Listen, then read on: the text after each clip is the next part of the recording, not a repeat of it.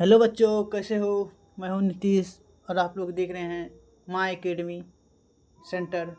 बच्चों, आज हम लोग करने वाले हैं चैप्टर 1 क्लास 10 पॉलिटेक्निक साइंस लोकतंत्र में सत्ता की साझेदारी। चलिए बच्चों, स्टार्ट करते हैं। स्टार्ट करने से पहले चैनल को सब्सक्राइब कर दीजिए, वीडियो को लाइक कर दीजिए। और अब क्या कर रहा है मेरा, लोकतंत्र किसे कहते हैं। सबसे पहले हम लोकतंत्र के बारे में पढ़ लेते हैं। तो कह रहा है जनता का शासन या लोगों का शासन। क्या? जनता का शासन और लोगों का शासन। यह एक ऐसी शासन प्रणाली है जिसमें सत्ता जनता के हाथ में होती है और लोग का स्वतंत्र व निरपेक्ष चुनावों के माध्यम से अपने प्रतिनिधियों को चुनते हैं। यानी लोकतंत्र में अपना जनता का शासन होता है, लोगों का शासन होता है, ना कि कोई राजा, ना कोई प्रधानमंत्री का शासन होता है। जिसे हम लोकतंत्र कहते हैं। और दूसरा स्लाइड में क्या कर रहा है बच्चों कि लोकतंत्र को दो भागों में बांटा गया। कितना भागों में? दो भागों में। क्या है? प्रत्यक्ष और अप्रत्यक्ष। प्रत्यक्ष और अप्रत्यक्ष। और तीसरा साइड में क्या कर रहा है बच्चों? कह रहा है प्रत्यक्ष लोकतंत्र। कह रहा है जिसमें नागरिक सीधे कानून बनाने की प्रक्रिया में भाग लेते हैं। कानून अपनी संविधान बनाने में भाग लेते हैं, उसे प्रत्यक्ष लोकतंत्र कहते हैं। क्या? प्रत्यक्ष लोकतंत्र कहते हैं। और दूसरा क्या कर रहा है? अप्रत्यक्ष या प्रतिनिधि लोकतंत्र। दोनों को एक ही है, दोनों को हम कह सकते हैं। तो क्या कर रहा है बच्चों? इसमें नागरिक प्रतिनिधियों को चुनते हैं, जिनकी ओर से निर्वाण लेते हैं, जो जिनके द्वारा अपना निर्वाण लेते हैं। नागरिक अपने प्रतिनिधियों को बचाते हैं, उसे हम अप्रत्यक्ष कहते हैं। और अब क्या करा बच्चों? लोकतंत्र के अंग क्रियाकलाप के आधार पर। क्रियाकलाप के आधार पर क्या करा है? लोकतंत्र का अंग क्या क्या सब है? विधायिका, कानून बनाने की संस्था। क्या? संस्था। कार्यपालिका। क्या? कार्यपालिका में कानून के लागू करने वाली संस्था। कानून को लागू करने वाली संस्था। कानून को कौन लागू करता है? कार्यपालिका। और न्यायपालिका में कौन करता है बच्चों? कानून की व्याख्या और न्याय पर करने वाली संस्था। व्याख्या और न्याय करने वाली संस्था कौन है? न्यायपालिका। तो यस, समझ यहाँ तक आ गया तो यस लिखिए बच्चों। Yes yes yes yes, comment में यस भर देना चाहिए। चलिए दूसरा स्लाइड हम लोग खोलते हैं। और दूसरा स्लाइड में क्या कर रहा है? क्वेश्चन आया है मेरे हाथों। क्या कर रहे हैं कि कलर चेंज करने दो। क्या कर रहा है? सत्ता की साझेदारी की परिभाषा करिए। एक क्वेश्चन आया है एग्जाम में, वेरी वेरी इंपॉर्टेंट है, ये पूछ सकता है 2 नंबरिया में। तो कह रहा है सत्ता की साझेदारी वह प्रणाली है जिसमें सरकार और समाज की शक्तियों को विभिन्न व्यक्तियों, समूह, संस्था और समुदाय में बांटा जाता है, ताकि कोई भी समूह शक्ति का दुरुपयोग न कर सके। और दूसरा एक क्वेश्चन ये हुआ, ये क्वेश्चन। और दूसरा क्वेश्चन क्या करा बच्चों? सत्ता की साझेदारी क्यों आवश्यक है? तो हम लोग लिखेंगे सत्ता में साझेदारी आवश्यक है क्योंकि शक्ति एक हाथ में केंद्रित होने से तानाशाही का संभावना बढ़ती है। दूसरा कर है समाज में जाति, धर्म और भाषा टकराव को रोका जा सकता है। तीसरा कर है हर वर्ग को शासन में भाग लेने का अवसर मिलता है। चौथा कर है लोकतंत्र जनता के विश्वास पर चलता है, इसीलिए जनता की भागीदारी जरूरी है। पांचवा कर है सच्चा संतुलित लोकतंत्र शासन का मुख्य आधार है। ओके, इतना तक सभी को याद हो गया होगा। चलिए दूसरा स्लाइड में हम घुसते हैं। दूसरा स्लाइड क्या करें? हम उदाहरण लेते हैं बेल्जियम और श्रीलंका का। बेल्जियम पहला है बेल्जियम।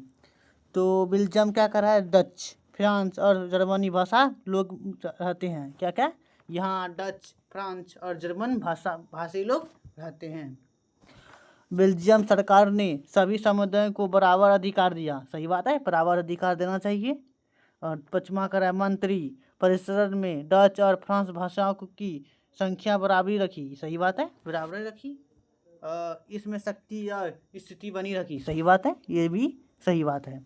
ओके, अब श्रीलंका क्या करा है? श्रीलंका, यहाँ सिन्हाई बहुसंख्या और तमिल और संख्या रहते थे हैं। सही बात है। सरकार ने सिंधी भाषा और बुद्ध धर्म को विशेष दर्जा दिया। तो गलत बात है। क्यों? और कोई धर्म का लोग को नहीं दिया है। और तमिलों के साथ भेदभाव हुआ। तमिलों के साथ भेदभाव हुआ, तब यहाँ पर गैर सरकार चल रहा है।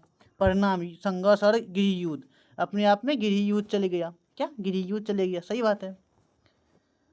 और हम 5वां आते हैं निष्कर्ष में हम क्या लिखते हैं? जहाँ सजा की जाती है वहाँ शांति रहती है। सही बात है। जहाँ मिलाव रहता है वहाँ शांति रहेगी। जहाँ नहीं जाती है वहाँ संघर्ष बढ़ता है। सही बात है। और एक क्वेश्चन कर रहा है, सत्ता की साझेदारी के तरीके कैसे होती है?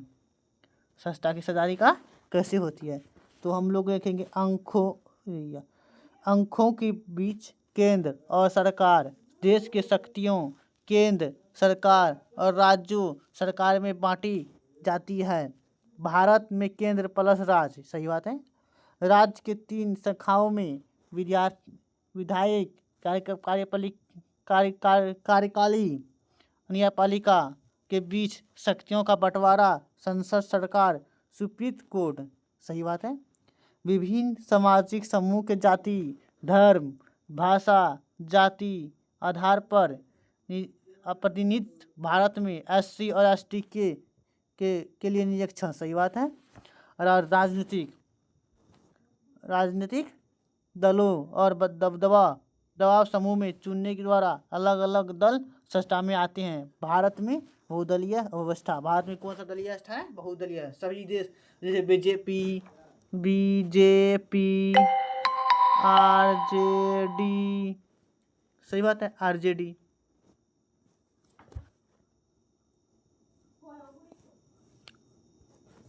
और कर रहा है महत्व। क्या सब महत्व है इसका? लोकतंत्र को मजबूत करता है। क्या कहता है? लोकतंत्र को मजबूत करता है। सामाजिक दबाव बनाए रखते हैं। सही बात है। शक्ति और शिष्टता लाता है। सही बात है। जनता को निर्माण में भाग लेने का अवसर मिलता है। सही बात है। किसी एक पक्ष की तानाशाही को रोकता है। सही बात है। इतना तक सभी को समझ में आ गया? यस लिखो। यस जी सर। भाई लोग को कह रहे हैं समझ में आ गया? यस लिखो। यस। और अब क्वेश्चन, शॉर्ट क्वेश्चन में आ चुके हैं हम सभी। अब कर रहा है सत्ता की साझेदारी क्या तत्व है? तो हम लोग लिखेंगे, ये BBI है, लगा लो पहले BBI। ये क्वेश्चन पूछ सकता है इस बार एग्जाम में। ओके, तो हम लोग लिखेंगे सत्ता जब शासन की शक्तियों को एक व्यक्ति या समूह के पास न रहकर इसे विभिन्न दलों, समुदाय और सरकार के अलग अलग स्तरों पर बांटा जाता है, इसे सत्ता साझेदारी कहते हैं। इसमें सत्ता का दुरुपयोग रोकता है और लोकतंत्र मजबूत होता है। और दूसरा करें, सत्ता साझेदारी लोकतंत्र के लिए क्यों आवश्यक है? अगर पूरी शक्ति एक ही समूह के साथ में हो जाता तो अन्य समुदाय के भाग के साथ भेदभाव हो जाता है। इसीलिए सत्ता की साझेदारी जरूरी है, ताकि सभी के समान अवसर मिले, समाज में शांति, विश्वास और एकता बना रखे। यह दूसरा स्लाइड में हो गया है। ये स्लाइड अब 3वां नंबर का क्वेश्चन कर रहा है कि बेल्जियम में राजधानी का नाम क्या है? बेल्जियम का राजधानी क्या है? बेल्जियम का राजधानी ब्रुसेल्स है। यह शहर अंतर्राष्ट्रीय रूप में महत्वपूर्ण है क्योंकि यहाँ यूरोपीय संघ और नाटो का मुख्यालय भी है। ओके। अब छोटा करा है, बेल्जियम में डच भाषा को बोलने वाले लोग कहाँ अधिक हैं? बेल्जियम में, बेल्जियम के उत्तर पश्चिमी भाग, जिसे फेलोडच क्या करा है, फेलोडच कहा जाता है, वहाँ अधिकांश लोग डच भाषा बोलते हैं। यह देश में सबसे बड़ा भाषा समूह है। ओके। अब क्या कर रहा है, पांचवा सवाल कि श्रीलंका में अधिकार लोगों कौन कौन सी भाषा बोलती हैं? श्रीलंका में अधिकांश लोग सिंहाली भाषा बोलते हैं। सिंहाली यह देश की सबसे बड़ी जनजाति और संस्कृत समूह का भाषा है। ओके। अब 56 नंबर का क्वेश्चन कर रहा है, श्रीलंका में तमिल क्यों है? तो हम लोग लिखेंगे श्रीलंका में तमिल अल्पसंख्यक समुदाय हैं। यह तमिल भाषा बोलते हैं और मुख्य उत्तरी और तथा पूर्वी इलाकों में रहते हैं। इनकी संख्या लगभग 18% के आसपास है। सही बात है। और 7वां नंबर का क्वेश्चन क्या कर रहा है, सिंह की बहुसंख्या सरकार में कौन कौन सा बनाई जाती है? 1956 में सरकार ने सिंही को ही देश का एकमात्र आधिकारिक भाषा घोषित कर दिया, जिस नीति के कारण तमिल लोगों ने असंतोष कर असुरक्षा की भावना बढ़ी। सही बात है। जब अधिकार नहीं देगा तो युद्ध करवे करेगा ना, अपना सरकार पर युद्ध किया और यह अपना विजेता पाया। और उसके बाद 8वां नंबर क्वेश्चन कर रहा है, समुद्र सरकार किस देश में है? ओके, समुद्र सरकार बेल्जियम में है। यह सरकार अलग अलग भाषा बोलने वाले समुदाय के संस्कृत शिक्षक और भाषा संबंधी मामले में करते हैं। सही बात है। और लास्ट 2 सवाल है, उसको हम करके लास्ट खत्म करेंगे। ओके बच्चों। शक्ति विकेंद्रीकरण क्या है?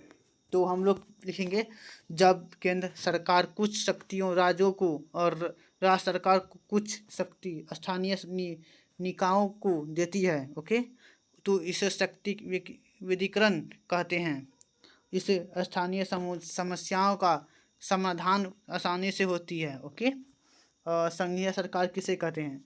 जिस शासन प्रणाली में केंद्र और राज्य दोनों की अपनी अपनी शक्तियाँ और अधिकार स्पष्ट रूप से लिखी जाती है, इसे संघीय सरकार कहते हैं। इसमें दोनों स्तर स्वतंत्र रूप से कार्य कर सकते हैं। ओके, ये सब यस, इतना तक यस सभी को समझ में आ गया बच्चों? यस लिखो, यस। और जो सर स्लाइड क्या कर रहा है हमारा, थैंक यू। इतना स्लाइड क्या कर रहा है बच्चों, थैंक यू।